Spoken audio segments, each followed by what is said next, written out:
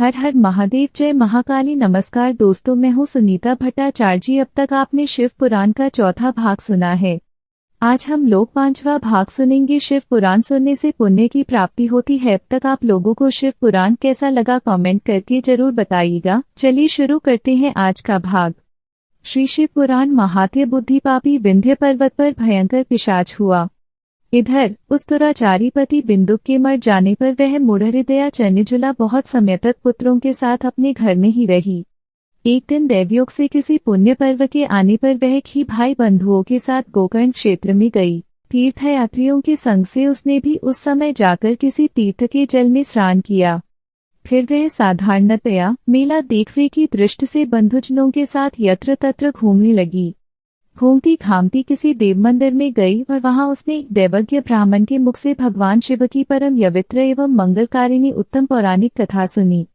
कथावाचक ब्राह्मण कह रहे थे कि जो स्त्रियों पर पुरुषों के साथ व्यभिचार जाती हैं, तब यमराज के दूत उनकी योनि में तपे हुए लोहे का परित डालते हैं। पौराणिक ब्राह्मण के मुख से यह वैराग्य बढ़ाने वाली कथा सुनकर चंद्रजुला भय से व्याकुल हो वहां कांपने लगी। जब कथा समाप्त हुई और सुनने वाले सब लोग वहां से बाहर चले गए, तब वह भयभीत नारी एकांत में शिव पुराण की कथा बांटने वाले उन ब्राह्मण देवता से बोली। डंडा चंद्रजुला ने कहा, ब्राह्मण, मैं अपने धर्म को नहीं जानती थी, इसलिए मेरे द्वारा बड़ा दुराधार हुआ है। स्वामिन, मेरे ऊपर अनुपम कृपा करके आप मेरा उद्धार कीजिए। आज आपके वैराग्य रस से ओतप्रोत इस प्रवचन को सुनकर मुझे बड़ा भय लग रहा है। मैं कांप उठी हूँ और मुझे इस संसार से वैराग्य हो गया है।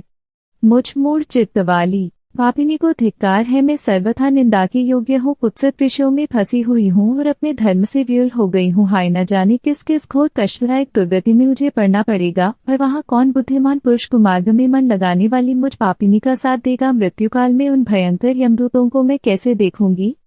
जब वे बलपूर्वक मेरे गले में फंदे डालकर मुझे बांधेंगे, तब मैं कैसे धीरज धारण कर सकूंगी? नरक में जब मेरे शरीर के टुकड़े टुकड़े किए जाएंगे, उस समय विशेष दुख देने वाली उस महायातना को मैं वहां कैसे सहूंगी?